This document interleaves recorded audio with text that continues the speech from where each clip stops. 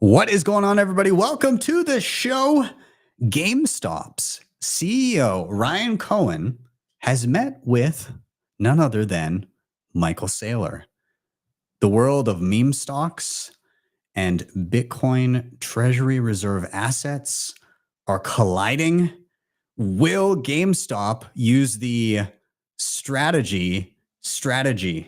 We're going to talk about that and much more coming right up. I am Ben with the BTC Sessions. This is your Simply Session.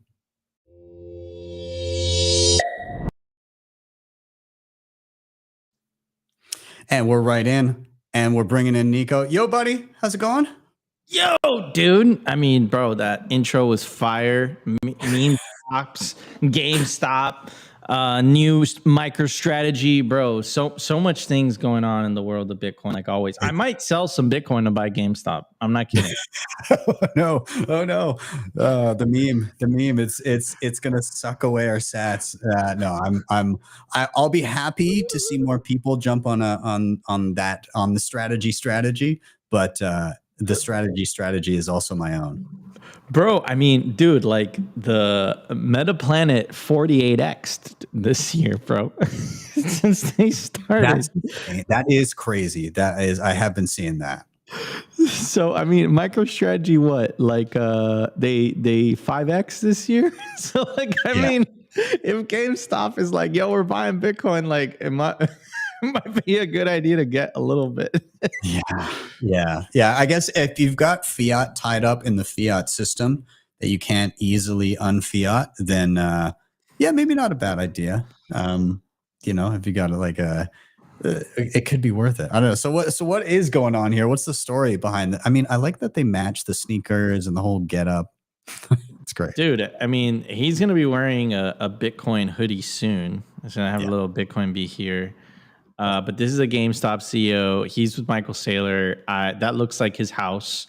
What do you think they talked about? I mean, like, what do you think they talked about, bro? Right. That's number one. And number two, here's the actual article from CNBC. It says video game retailer turned meme stock, GameStop, is considering investing in Bitcoin and other cryptocurrencies, according to sources familiar with the matter. GameStop is exploring investments in alternative asset classes, including crypto and Bitcoin in particular, three sources said. Shares of GameStop soared as much as 20% in extended trading following the news. The retailer could decide not to follow through with the investment. The company is still in the process of figuring out if this makes sense for GameStop's business. Last week, Ryan Cohen posted a photo on social media site X with Michael Saylor, the largest corporate holder of Bitcoin. However, Saylor is not involved in GameStop's decision about crypto investments. In 2022, GameStop launched crypto wallets that let users manage their crypto and non-fungible tokens. However, the firm shut the service down in 2023. Cohen, co-founder of Chewy, bought shares in GameStop in 2020 and joined the board in 2021 as GameStop became one of the key meme stocks in the trading mania. His e-commerce experience fueled hopes that he could help modernize the brick-and-mortar retailer, but the company is still struggling to adapt to changing spending habits by gamers. Under Cohen's leadership, GameStop has focused on cutting costs and streamlining operations to ensure the business is profitable, even though it is not growing. As of November 2nd, the company has amassed a $4.6 billion cash pile and has been using those funds for investments, according to a December security filing. Companies consider adding Bitcoin to their balance sheet would be following in the footsteps of MicroStrategy. The company recently rebranded to Strategy, has bought billions of dollars worth of Bitcoin in recent years, effectively transforming from a software stock to a Bitcoin holding vehicle. The decision has helped fuel a rapid, if volatile, rise for Strategy's stock. In December 2023, GameStop's board approved a new investment policy. It allows Cohen plus 2 independent board members and other necessary staff to manage GameStop's portfolio of security investments. Those investments have to conform to the policy's guidelines or be approved by the committee by unanimous vote or the full board by majority vote. Very, very interesting. A couple comments here. So, like what people forget, I mean, not forget, but I know Bitcoiners know this, but MicroStrategy was like essentially like a zombie company. Michael Saylor even said like, I was thinking about retiring. I couldn't compete with Microsoft. I couldn't compete with Oracle. Like they didn't die, but they weren't able to compete. And if you look at their stock, they were essentially going sideways, right? Yeah. Then they adopted Bitcoin, and they went from a $1 billion company to a $100 billion market cap company. That's the first thing. Second thing, Metaplanet, which we're going to talk about in a little bit. They were essentially a dying hotel chain. The pandemic really messed them up, and they were just into hotels. They had nothing to do with Bitcoin or whatever. And essentially, they adopted a Bitcoin strategy. They hired Dylan LeClaire, and in 12 months, their stock has 48x'd. GameStop has almost $5 billion in cash. It's a dead business model, very similar to Metaplanet hotel chain and MicroStrategy software company. But if you have an Xbox or a PlayStation, you buy the game through the app store of that console, right? Like when I was growing up, there was discs, and Ben, I'm sure like we're like around the same era, right? You'd go to Game Boutique or GameStop and you'd buy the latest and greatest game. And that was like, I remember our childhood memories of that. It was great. But like digital changed everything. And I would say like the same analogy is if GameStop doesn't want to become a blockbuster, they should absolutely buy Bitcoin, and GameStop will transform from a brick and mortar video game store to a Bitcoin holding company. Like I think they have the opportunity to do so. MicroStrategy has already proved that, and so has Metaplanet. And neither of those companies had anything to do with Bitcoin. They just had first mover advantage. And I think Saylor with MicroStrategy only started with like 200 million or something like that. And then he was like able to like financial engineer and leverage his company to like continue to use the traditional financial system to raise more money to buy more Bitcoin, and it just continued to snowball, right? And I think MicroStrategy is going to be one of the largest Bitcoin financial services company in the world.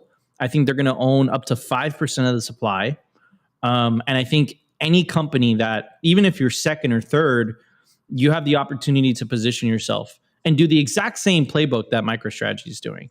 So I think this is a no-brainer. Like Ben said, if you have cash, right, don't sell your Bitcoin, but if you have cash, and you can't get that cash out of the financial system because it's an IRA or retirement account, it might be a good idea to get GameStop, because in my eyes, I think this is absurd and not financial advice.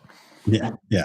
It's again to your point of what you're saying in and around. Even though they're not first, they still stand to gain substantially. I mean, really, when it comes down to it, even the last company on the planet to enact this strategy will still be better off than they were before they enacted the strategy, right? Like it's the difference between sitting on cash that is perpetually losing value versus sitting on an asset that actually is scarce and accrues purchasing power over time. Like it's like saying, nah, I don't want to, just because I'm last, I'm never going to do it because I prefer to lose my money perpetually forever, or lose my purchasing power perpetually forever. Like, no, it's still better to be last than to never do it at all. So like, yeah, like like the third is going to be way better than 100,000th,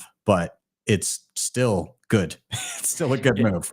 It's still really good. And where else are they going? Like this is where, and this is like where like the similarities of Metaplanet and MicroStrategy reminded me. Like MicroStrategy, I've said this, like where were they going? They weren't going anywhere, and neither was Metaplanet, right? Like I didn't even know what Metaplanet, it sounded like a video game or some weird, you know what I'm saying? Like what is Metaplanet? Like what the fuck is going on, right? But they pivoted to Bitcoin, and they're essentially Bitcoin holding companies. And look how successful they've become, at least from a stock. I still don't know what they do. Like if you were to ask me, like, what is MicroStrategy's core business? I would say software. But like, what does a software do? I have no idea. I didn't know MicroStrategy was even a thing before the Bitcoin thing. I didn't know Metaplanet was a thing. I know GameStop is a thing. Could you imagine and someone in the comments too is like GameStop has a cult following too. Could you imagine? All because at like the GameStop story was really interesting. It was like a bunch of hedge funds were like shorting the stock because they were just basically they're going to make a lot of money of it dying because it is a failed business model, bro. Like brick and mortar isn't coming back, right? And like so many people have such good memories of GameStop that they like rallied together and they're like, no, F you. And the whole like meme stock thing came about. A hedge fund went under. They had to stop the trading. There was like testimony in Congress. Could you imagine if GameStop's like, yo, we're buying Bitcoin? The Wall Street bets crowd is going to go nuts. They're going to go bananas, So if only Bed Bath and Beyond would have jumped on it first. Exactly, bro. So I mean, it is funny. So the one little bit of pause where I'm like, it's good for GameStop to do this, but part of me in the back of my mind is like, it's more of an observation than anything necessarily negative. But like you said, the company is like their business model is it's clear that that's no longer it's they're Blockbuster, but for games. And I know Blockbuster had games, but like that same physical medium that has basically gone obsolete is their main primary business model. And so they're doing the same thing that, record stores and stuff like that started to do, where they'd introduce like, oh, we've got collectibles and things like that now to try and, up sales and all that. But at the end of the day, the business model itself is kind of doomed. So in a funny way, because they're a meme stock and they're subject to, the fiat mentality of everybody that is the people that have basically overtly admitted that gambling is the only way they're going to make their way out of this mess, or haven't found Bitcoin first, because they're part of that meme where it's like, screw it, we'll just gamble on this thing that's clearly a doomed company and we'll just pump it up because we hate Wall Street. They actually stand a chance at capitalizing on that and not only just surviving, but thriving because of the absolute mess that is our financial system because of fiat. So like a company that technically should not exist is potentially on the cusp of absolutely fucking killing it, just because people said, let's gamble on this thing that shouldn't exist anymore. And they may rightly place those chips on a winning bet here. 100%. And it would be poetic, bro. It'd be like the ultimate check move for Wall Street, because like the actual fundamental value of the stock would make sense, right? Like it was being artificial. I don't want to say artificial. Look, value subjective, right? So, some people are just like, look, I know GameStop's earnings are shit, but I love the stock, right? And if you have enough people that do that, like bro, it's kind of like Bitcoin in the early days, bro. Like Bitcoin didn't go to zero because there were some absolute psychopaths that were like, nah, like I'm holding this thing to the end. Like I'm not letting this thing die.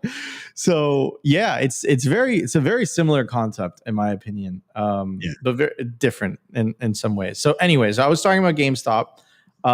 Next thing I want to talk about is I'm looking for it. Where am I? I usually have this stuff organized. I apologize. Next thing I want to talk about is Metaplanet, which is just nuts. So Metaplanet follows MicroStrategy's lead, announces $11.5 million debt sale for additional Bitcoin purchases. It goes on to say Tokyo-listed Metaplanet has announced a debt sale to boost its Bitcoin stash, following the lead of U.S.-listed business intelligence firm MicroStrategy. On Monday, Metaplanet announced on X that it has issued one-year ordinary bonds with a guarantee, totaling $11.3 million for an annual interest rate of 0.36%. The funds raised will be used entirely to snap up BTC. Metaplanet started buying BTC in April this year as a hedge against Japan's debt issues and volatility in the yen. Since then, it has accumulated 1,018 BTC worth $92 million, according to data source Bitcoin Treasuries. The company has also used option strategies to boost its holdings. It's kind of bullshit that like you have a public company and you could just leverage the broken financial system to just like like I wish we had that. But take a look at this because this is crazy. So Bitcoin hoarder stock soars 4,800%. That's a 48x, ladies and gentlemen. The ripple effects of U.S. President Donald Trump's pro-crypto agenda are fueling a surge in Bitcoin demand in Japan, where one hotel, it's a hotel company, hotel companies pivot. Didn't know that until this episode. I didn't know that either. I met the CEO of Metaplanet at Sailor's New Year's Eve party, and I still had no idea what they did until right this second. Right? Like, dude, it's like surreal. It was a hotel company. It's like a dying brick and mortar store company. It's like a software company that no one knew. Anyways, the ripple effects of so it keeps saying like a pivot to stockpiling the cryptocurrencies, delivering eye-watering returns for shareholders. Shares of Metaplanet are up around 4,800% over the past 12 months, the largest gain among all Japanese equities in that period, one of the highest globally, according to data compiled by Bloomberg. Bitcoin itself hit a record of $109,000 on January 20th on Trump's inauguration day. Although it's since erased some of these gains as his trade policies flamed global instability. Oh yeah, that's right, Ben. I think we might be in the same country. 51st state, bro. Have you seen the latest video? Like he's dead serious. I thought it was like a negotiating tactic. He's like, no, like it's serious, and I'm like, what the fuck? I feel like he's just doing it to troll Trudeau. There's no way he actually believes that. Anyhow. Metaplanet is one of a number of outfits around the world that aim to emulate the success of Michael Saylor's. They did, bro. 48x is more than what MicroStrategy has gone up. Anyways, Metaplanet's CEO, former Goldman Sachs equity derivatives trader Simon Gertrowicz, said he was drawn to the idea after hearing Saylor's strategy on a podcast. He'd been running Metaplanet, formerly Red Planet Japan Inc., as a hotel developer since 2013, but shifted to a Bitcoin-first strategy in early 2024 after a pandemic slowdown forced the company to shutter all but one of its hotels. Since then, Metaplanet shareholders have increased to almost 50,000, growing by 500% in 2024, according to the company. Shareholders include Capital Group, which also invests in strategy, but the vast majority are retail investors, many of whom have limited experience with volatile crypto assets. Quote, Metaplanet has such high exposure to the volatile retail base that, quote, they need to make sure shareholders understand exactly what their strategy is. I mean, that's bullshit. You know what their strategy is? Their strategy is to just buy an F ton of Bitcoin, man. This is crazy, bro. This is nuts. This is ridiculous. You know what's insane is the part you read where they are a company that literally now owns one hotel. They have one hotel, and then they just bought Bitcoin. They went up 4,800%. So basically, like nobody's investing in the hotel portion of this business. Like it's hilarious. Like you may as well just say like, hey, we're just a bunch of guys and we bought some Bitcoin. Like, there's nothing else. What do you guys do? What's your business? Do you want to do? Let's do the same thing, bro. Yeah. Here you go. How about we buy some Bitcoin and then people invest in us because we have Bitcoin? Yeah, dude. What a move, right? We're just cutting out an extra step of having a business that does things, and instead we're just going to buy things. And those things are just Bitcoin. It's so effing crazy, man. It's so crazy. I can't believe it. And we should totally start something like Simply Sessions Inc. What do you guys do? I mean, we make content, but we actually just buy Bitcoin. Yeah, man. Absolutely hilarious. Awesome. Well, Nico, can you give us a little tease of what we may chat about after the quick break here? Absolutely. Right when we get back, we're going to be talking about comparing the different cycles, man. Like, to be honest, and it also depends on perspective, right? This cycle seems like it's been underperforming compared to previous cycles. Also, there's news that U.S. endowments are buying Bitcoin, which I think is really exciting. And we're going to have an update on state level strategic Bitcoin reserve legislation. So that's really cool. And then also kind of exposing the New York Times, Elon with Doge, not the cryptocurrency, but the Department of Government Efficiency, has essentially exposed that a lot of these quote unquote independent legacy media outlets have actually been funded by the federal government. Ooh, sounds good. All right, we will be right back. Also, get your Lightning wallets ready because we're going to give away some sats on the other side of the break. We'll see you guys in just a minute. Bitcoin Well is the best place to be buying and selling Bitcoin in Canada and the US. And now with Bitcoin Well Infinite, it's also the best place to be making large buys at their OTC desk of over $50,000. Their white glove service gives you fast transactions, no slippage, and the lowest fees. You can scan the QR code on the screen or simply head to bitcoinwell.com/BTC sessions to sign up today. And you can share your own personalized referral link to earn commissions. Are you ready to level up your Bitcoin mining game? Mining Disrupt is the world's largest Bitcoin mining conference and expo, and it's happening March 25th through 27th, 2025 in Fort Lauderdale, Florida. Network with industry leaders, discover cutting-edge hardware, and gain insights from world-class speakers. Plus, enjoy exclusive events like the Cigar Lounge and pre-party for meaningful connections. I'll be there, and I'd love to see you. Use the link in the show notes or scan the QR code on the screen right now to receive 20% off your tickets. Don't miss out.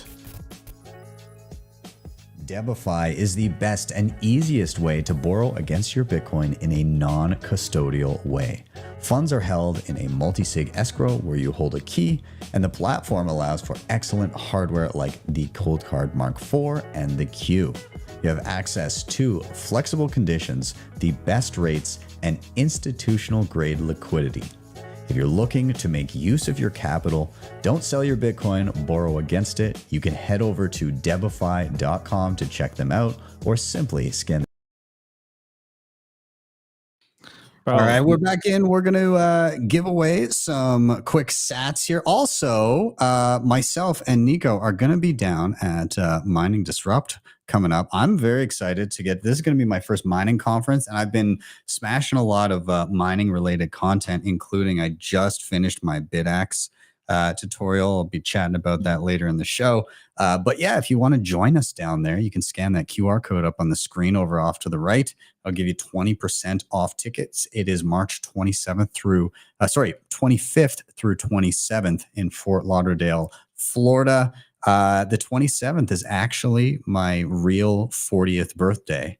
And then we'll be heading up to PubKey a couple days, that day, but having my 40th birthday celebration at PubKey in New York just a couple days after. So let us know if you're going to be in town in either place. But let's give away some stats really quick. We're here on Bitcoin Well.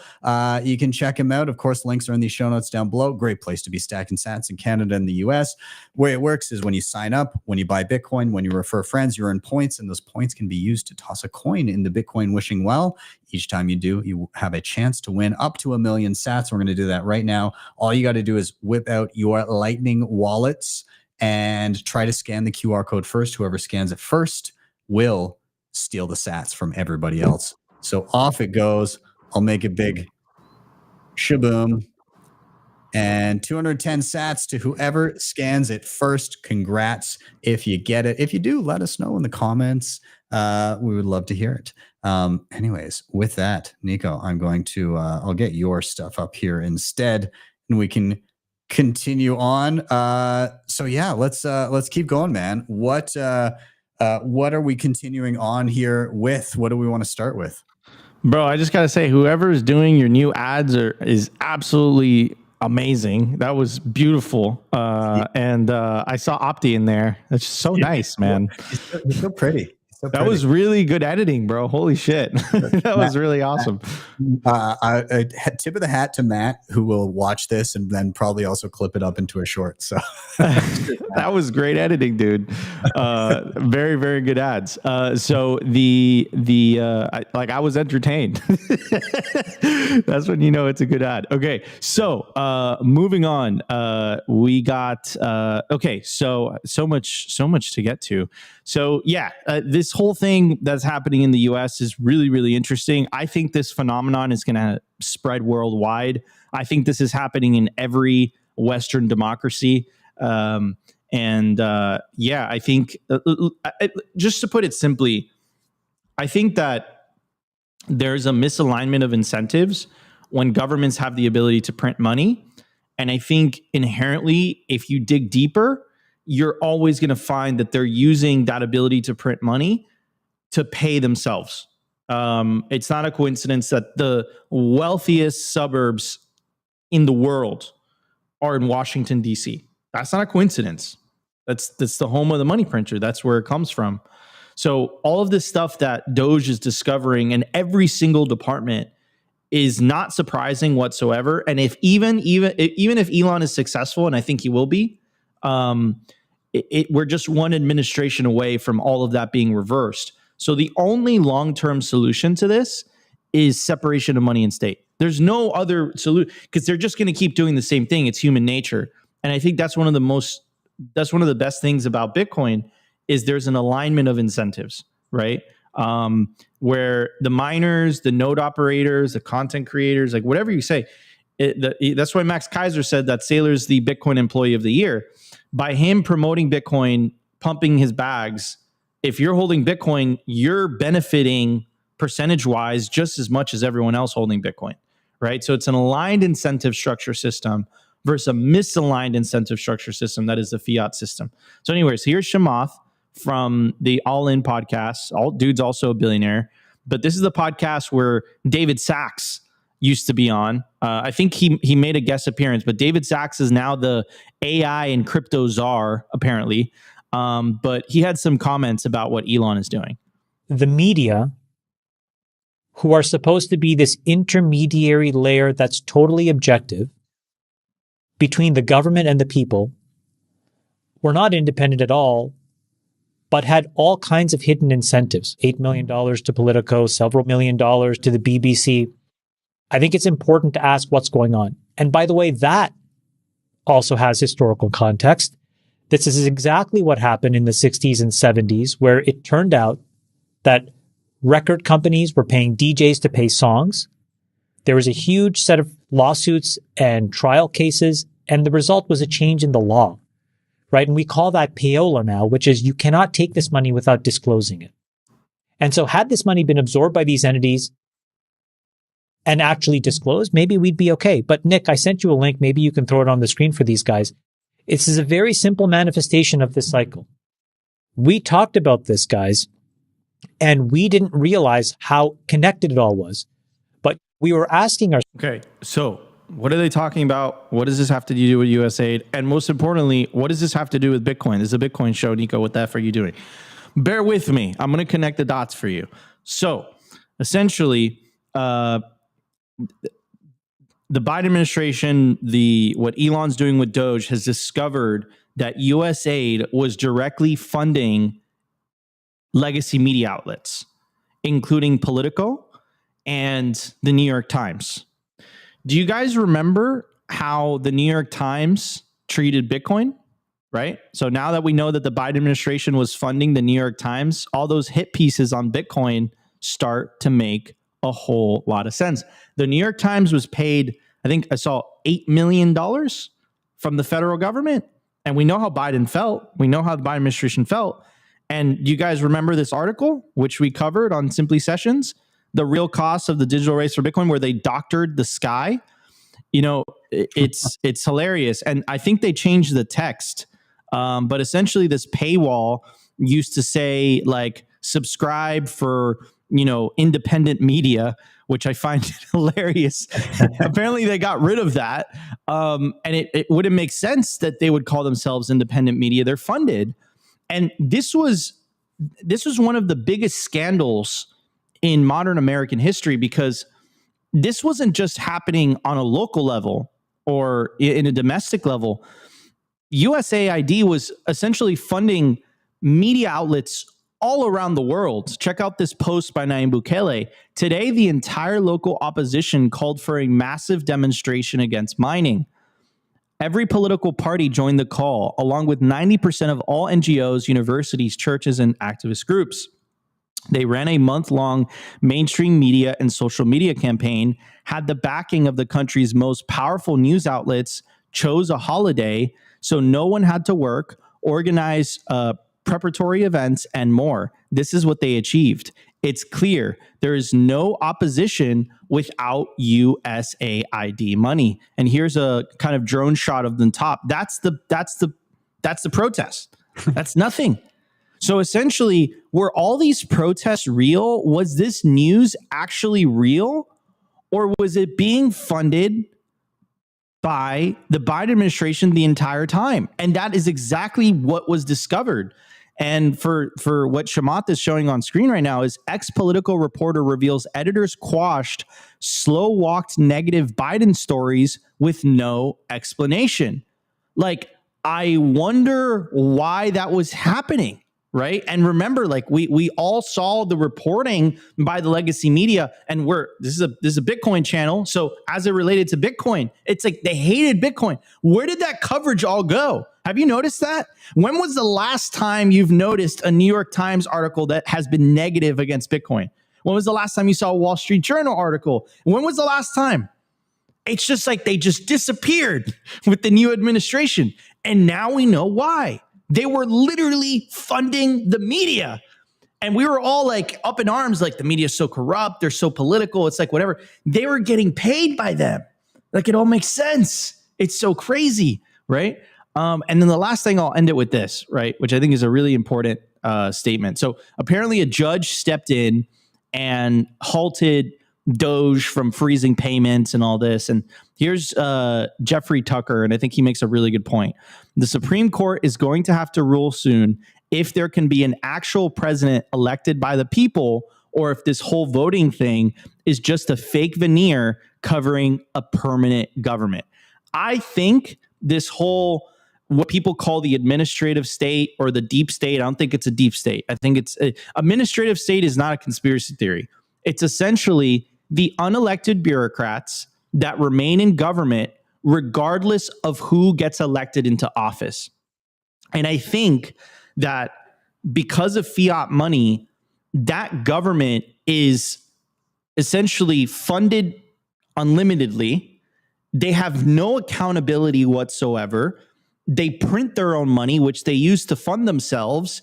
And now they've been caught essentially using that money printer to fund propaganda in order to ensure that they stay in power.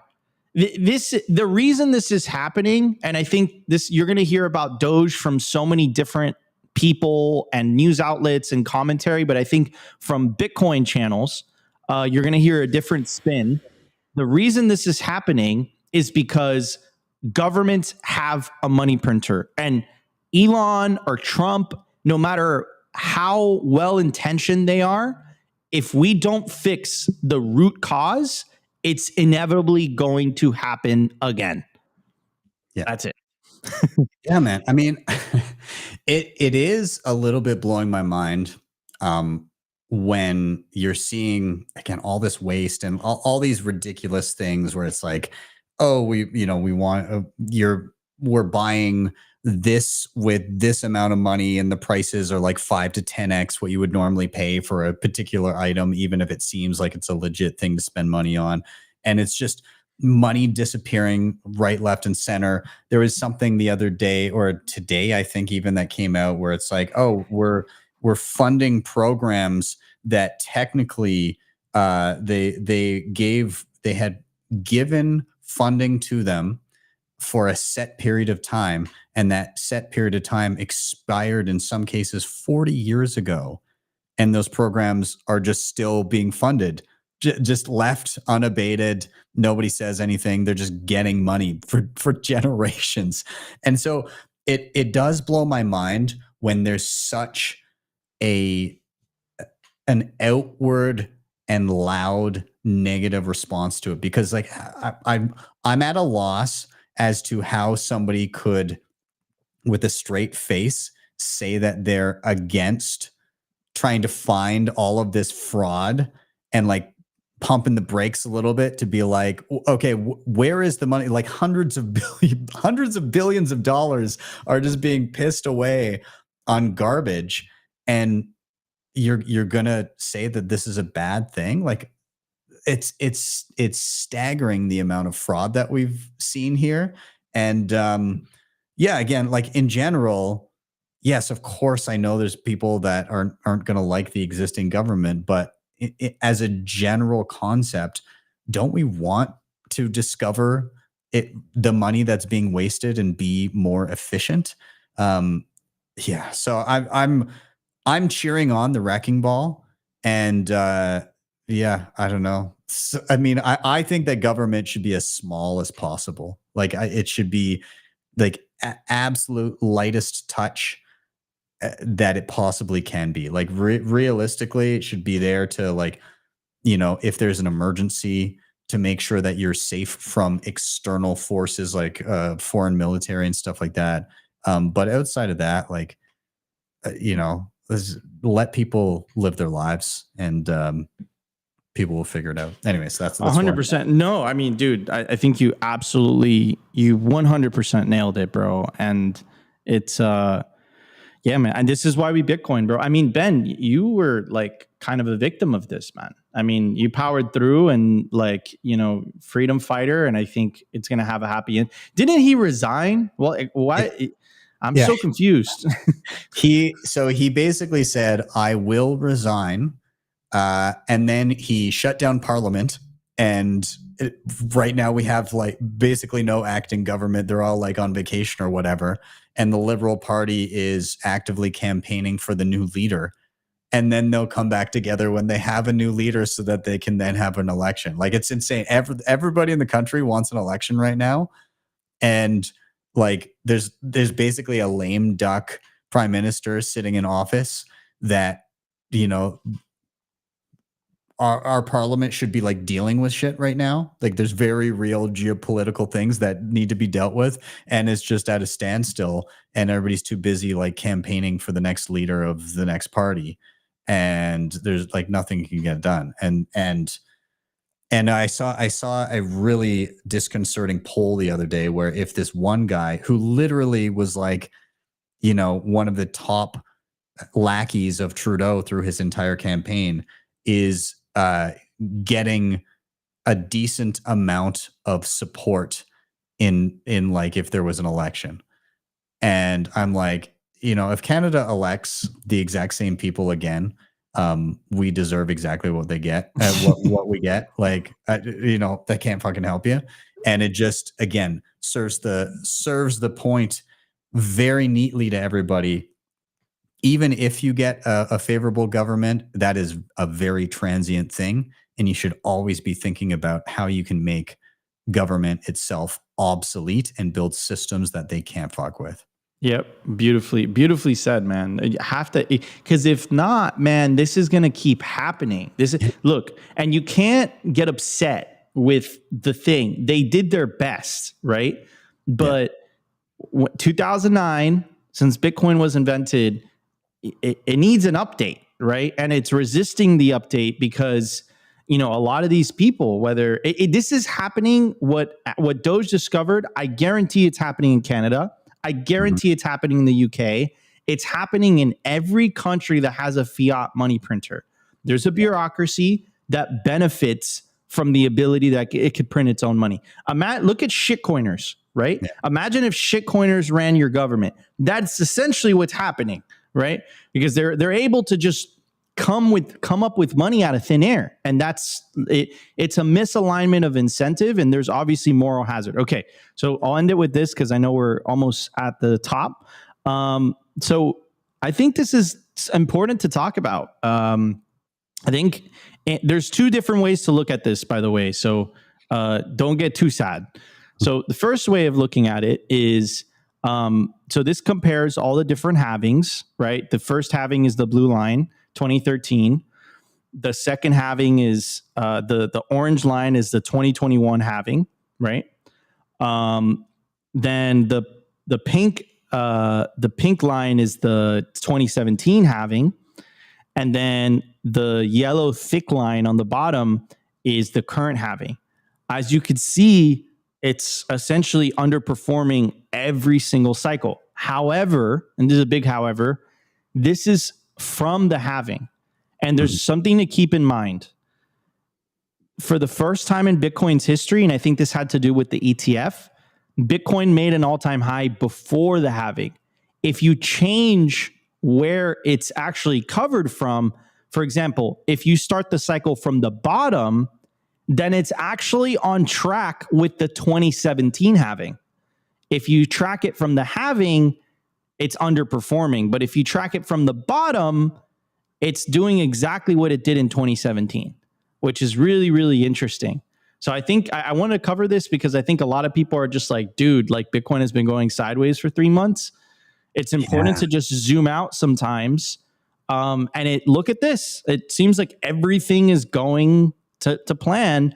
And I think the reason that this is different is because we made an all-time high before the halving happened.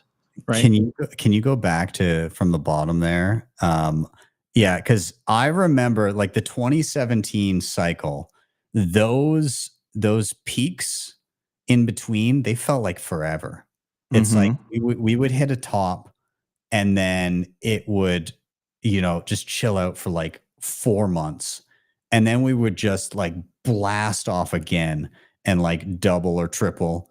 And it would just be like eye-watering, and then we would just dump and then chill out for another like 4 months or something, and it just felt like it was just taking forever. Like each one of those little chunks of time just felt like it was dragging. That's kind of how it feels right now. The early 2017, when we first went over the previous all-time high, so like over like 12 or 1300 bucks, and then it went to like $4,000, that first huge pump, and then it just chilled out. It dumped to like 2000 something, and then we just hung out there for quite some time until like later in the summer, and then we had another peak in the fall around 10K or something like that, and then like the jump from 10 to 20 was the blink of an eye. And so, but like it started the year at $1,000 under. And so like it was these bursts where if you were just sitting through it and you were holding on, then you got exposed to all of it. But if you were trying to time it, you got absolutely hooped, because guaranteed you missed those upswings. So like really the secret formula is just save Bitcoin. Like just don't piss around. Don't try to time things. Just sit it out. And like I'm curious there, because it actually is quite close to tracking that 2017 line there. That's interesting. What is it? It's coming to like February, and then it started like it hit a new peak in and around April, May, it looks like, for the 2017. Something like that. So like we had our January, and then it went up to so like it's that. on track. It's on track. I like, and I've said this too, Ben. I've said this on the show before I saw this data. This cycle reminds me of the 2016, 2017. And if anyone was around for that era, in January of 2017, Bitcoin just went sideways the entire month, and it went sideways at $1,000, right? Yeah. By the end of the year, I'm not saying this is going to happen again, but at the end of the year, it was at 20K. Yeah. So that's a 20X. Now, what I said on X was, and the post actually did super well. I got a ton of traction. But what I said was something along the lines of like, what I'm seeing this cycle is everyone and their mother is anticipating 150K to 250K Bitcoin. Everyone. That's like the general consensus. The general consensus in 21 was that Bitcoin was going to hit 100K guaranteed. It never did. It underperformed. It hit 61 or 69 or something like that. Yeah. Bitcoin does the exact opposite of what everyone thinks. So either we go below 150K or we go above 150K. I mean, at 250K. The majority can't be wrong. That's not how markets work, right? And what I see this cycle is like everyone's like 150K, 250K. That's like, you see it on Twitter. That's the general diminishing returns, 150K, 250K. So that's what I'm seeing. And Bitcoin every single time does something different. I mean, I could be wrong, but just an observation. Just an observation. Yeah. We blew through one, never going below previous all-time high. And then we also blew through, we never hit a new all-time high before the halving. Both of those things were completely blown away this past cycle. So whatever is going to happen is probably not what people are expecting. So yeah, 100%. buckle up. It should be an interesting year nonetheless. Absolutely. Absolutely. All right, guys, this was your Simply Sessions for February 13th, 2025. I'm Nico from Simply Bitcoin. Ben, I will see you later, brother. Cheers, man. Talk to you soon. All right, everybody stick around because we've got some interesting stuff to talk about after the break here. There's a platform with over 100 million worldwide users.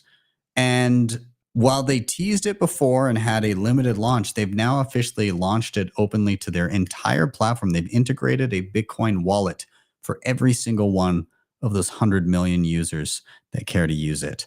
So we're going to find out and chat about who that was next after the hop. We'll see you guys in just a moment. Looking for a simple and secure way to manage your Bitcoin on mobile? Aqua Wallet has you covered. It's user-friendly and puts you in full control of your Bitcoin with secure self-custody. Aqua also supports Lightning and Liquid Network, making fast, cheap Bitcoin payments and asset transfers easier than ever. Plus, it even supports stablecoins, giving you ultimate flexibility.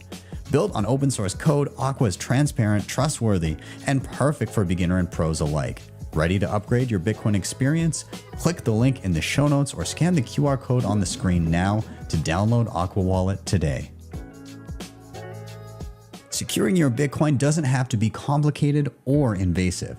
With Nunchuck's Honey Badger plan, you get state-of-the-art multi-sig with built-in inheritance planning and no KYC required.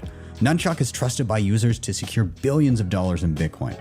The Honey Badger plan offers 204 assisted multisig, guiding you step-by-step on mobile or desktop. It works seamlessly with hardware wallets like TapSigner, Coldcard, Jade, and plenty of others, so you're always in control.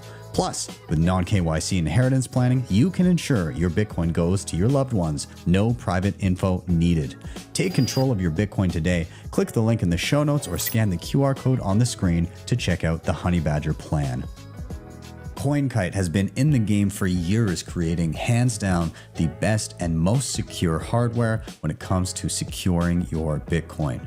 The Coldcard Q is an absolute powerhouse and my daily driver, and it's ideal for newcomers and advanced users alike. The TapSigner gives you a low-cost, user-friendly option for those just getting started or for convenience when traveling. You can head to coinkite.com and use code BTC Sessions for discounts, or simply scan the QR code on the screen to get started right away. All right, we're right back in. If you do want to check out CoinKite and you want to grab yourself a cold card, then you can scan that link right there. It'll give you 5% off. And yeah, you can stack up. I've been actually just dropped a tutorial on some of the advanced features earlier this week. We'll chat about that in a sec, but yeah, feel free to check them out and grab yourself a Q. But let's get chatting about what I was just talking about before the break. Let's chat about that platform that just launched Bitcoin wallets for their 100 million users. And that, of course, is Proton. So you are likely familiar with Proton Mail, very privacy-focused company. They've got, cloud storage, password manager, all that kind of stuff. But Proton Wallet. Now, you probably saw a bunch about this earlier last year because they launched a very closed, limited launch for people, and you had to have like an invite to get into it and everything like that. I did actually do a tutorial on Proton Wallet when it launched, and I chatted a little bit about what I liked, what I didn't, everything. But let's hear a little bit about what is going on here. Of course, Proton Wallet, a self-custodial, end-to-end encrypted Bitcoin-only wallet by Proton, now available on iOS, Android, and web after successful early access program. So it says, thank you to everyone who participated in the early access period. Your feedback allowed us to dramatically improve the app, such as improving blockchain syncing performance, adding replace by fee feature for speeding up transactions. Thanks to your support. We have ambitious development plans for 2025. Please continue sharing your input on X, Reddit, and user voice to help us further refine the user experience and develop new features. So again, existing Proton account holders can begin using Proton Wallet by visiting wallet.proton.me or downloading the app for Android or iPhone. Simply log in with your existing credentials to get started. Again, the key features here, it's self-custodial, end-to-end encrypted. So all of the transactions, notes, messages, all of that is encrypted before being sent to Proton servers. So the company doesn't know your transaction history or balances. You can get Bitcoin via email. So you can send directly to recipients using their email address as long as they have a Proton wallet. Each address is signed with PGP.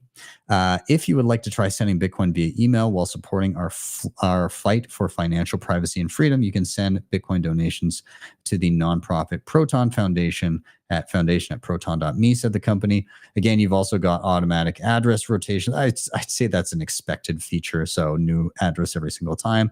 It is open source.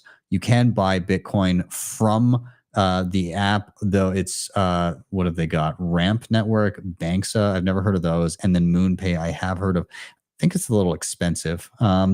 Proton Sentinel is their advanced account security system that uses machine learning and human analysis to prevent attackers from accessing your account. And again, they do have a 24/7 help desk. Yeah, exactly. They're really dependent on community feedback here. Now, I will say when I used the wallet, it definitely was lacking some features. This was last year. So a lot has happened since then.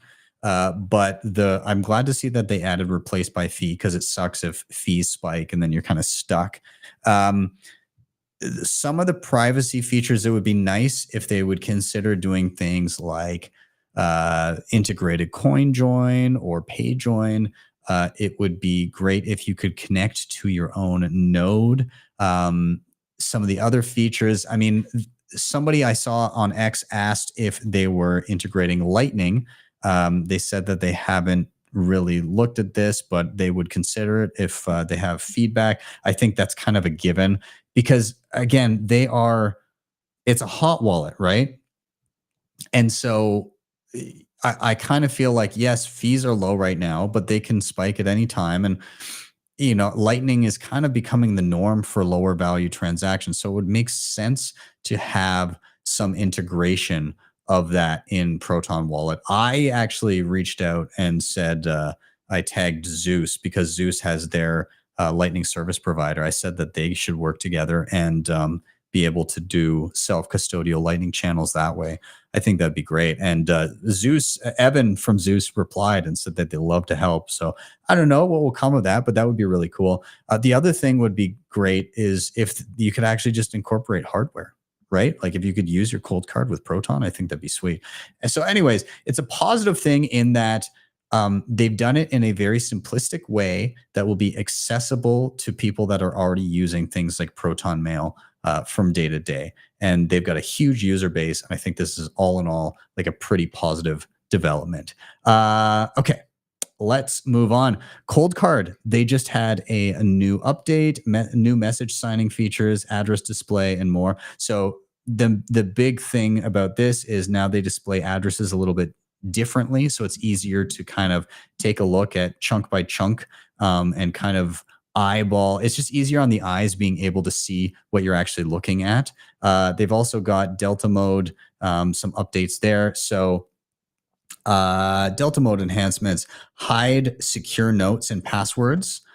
You can hide seed vault in Delta mode. So this is like a special trick pin thing where you can move to Delta mode where things are hidden. And then you can wipe the seed if the seed vault menu is accessed.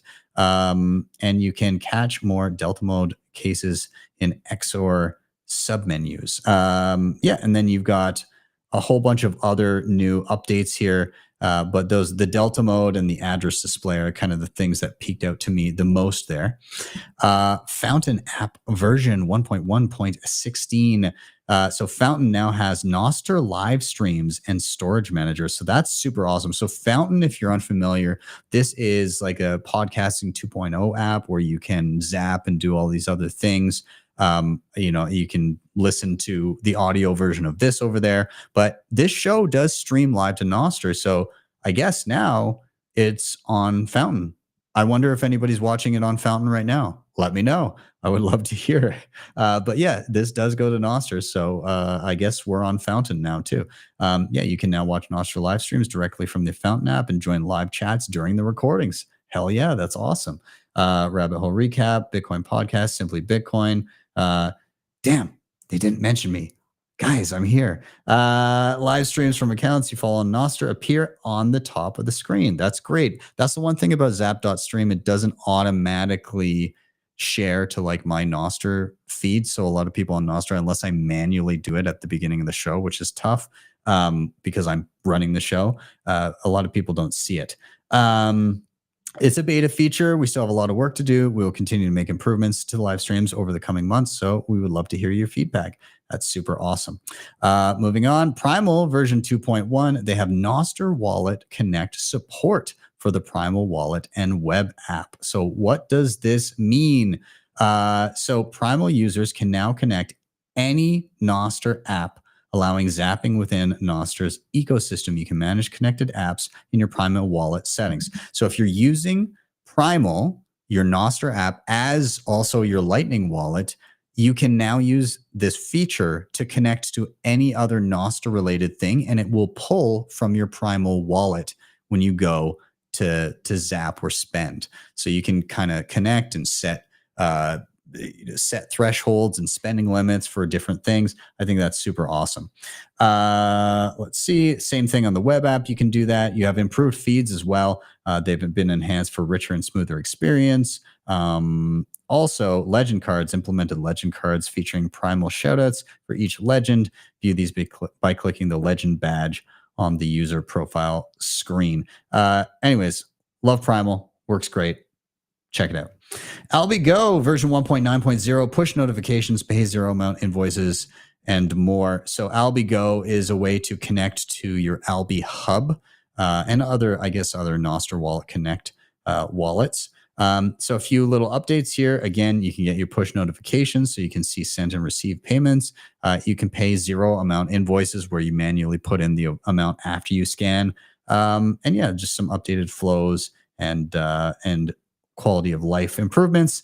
Zeus has a new version in alpha. So they've got channel renewal. So if you bought a channel, you can renew it there. Nostr Wallet Connect, which again, this is the standard moving forward. It's just so easy to connect Lightning wallets and payment things in this way. There we go. Alpha testing is open to everyone. And again, what's new? Channel renewals. You can renew and extend channel leases from both channel services. From Olympus, that's the one. And this is the same service that I was recommending Proton check out. Also, Nostr Wallet Connect. It now supports those types of connections to external wallets like Albi Hub and Cashew.me. Currently, it's for accessing Nostr Wallet Connect wallets in Zeus client side. Server side access to built-in Zeus wallet is planned for the future. Developer tools, a new section for developers is now available as well. So that is awesome. Moving on, Aqua. I love Aqua. It's so good. Again, it's a free open source Bitcoin, Lightning, and Liquid and stablecoin wallet for Tether. What they have new, they have a selection of different price feeds, the ability to set a passcode. You can toggle between the Bitcoin price, total balance, and hide account balance in the header, which I like. It used to just be the price. I like having those other features. You can send and receive Liquid on other chains, which is, I get what they're doing there. It's not useful to me because I don't really use stable coins, but what they're trying to do here is they're trying to get people that are on these shitcoin chains to use the wallet and be able to send into it, but then they convert them to using Liquid and like the Bitcoin and Lightning ecosystem and move them away from these other chains. So they want to be that swappability so that people can just be like, oh, I can just do this on Bitcoin. So I get what they're doing there. But again, every time I see stuff like this, I'm like, oh, I wish that just come to Bitcoin, everybody. Like you don't need this other stuff. Added a button for clear inputs in address fields.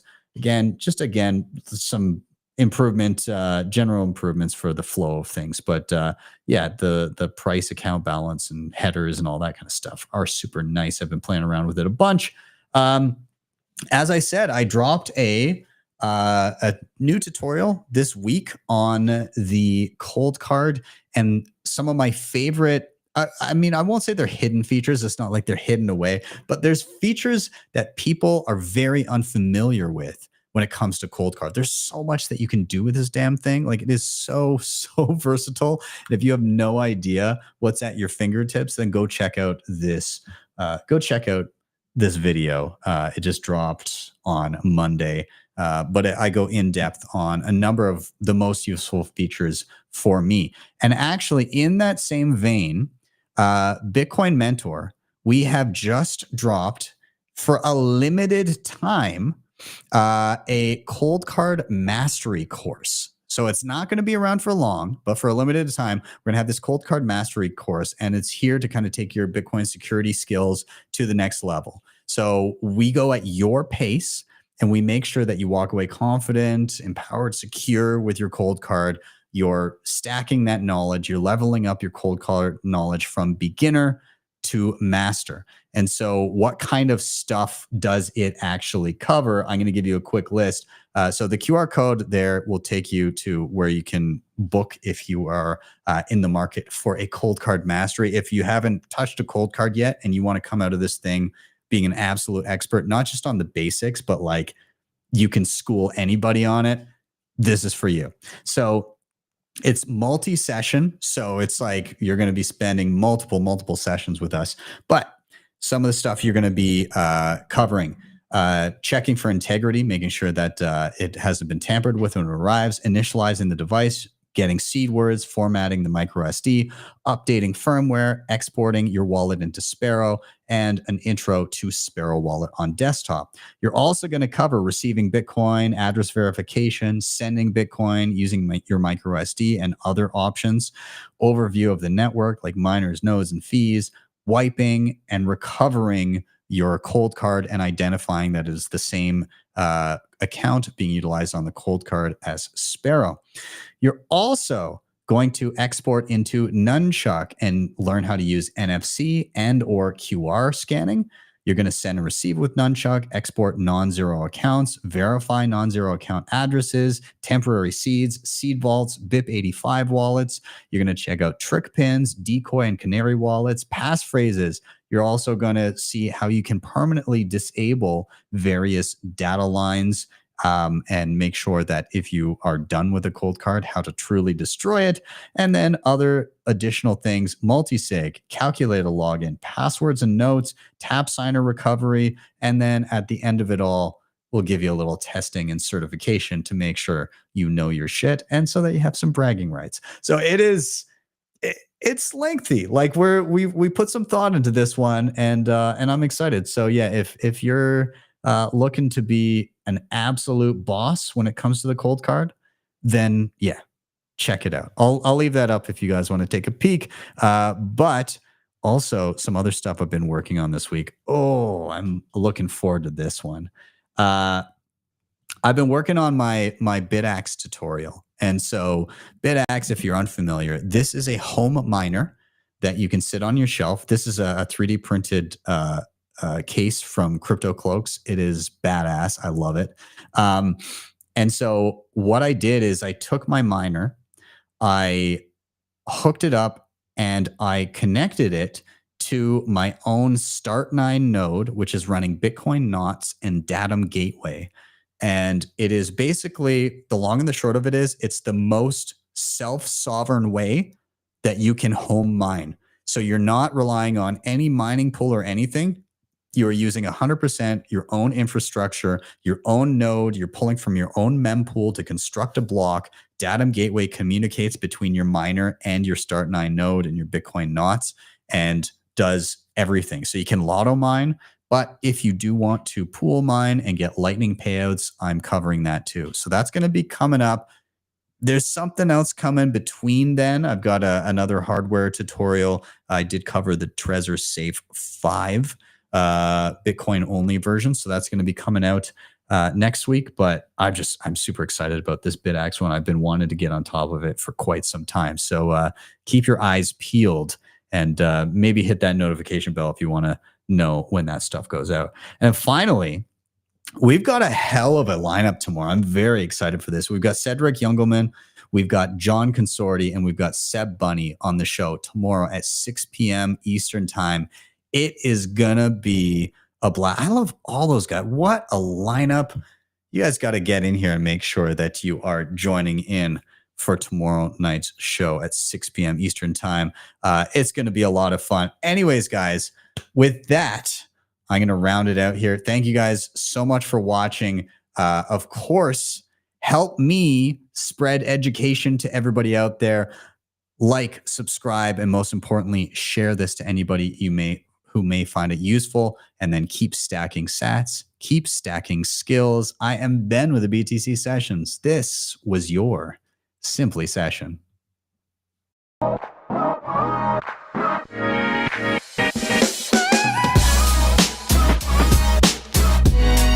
Hodl the Bitcoin.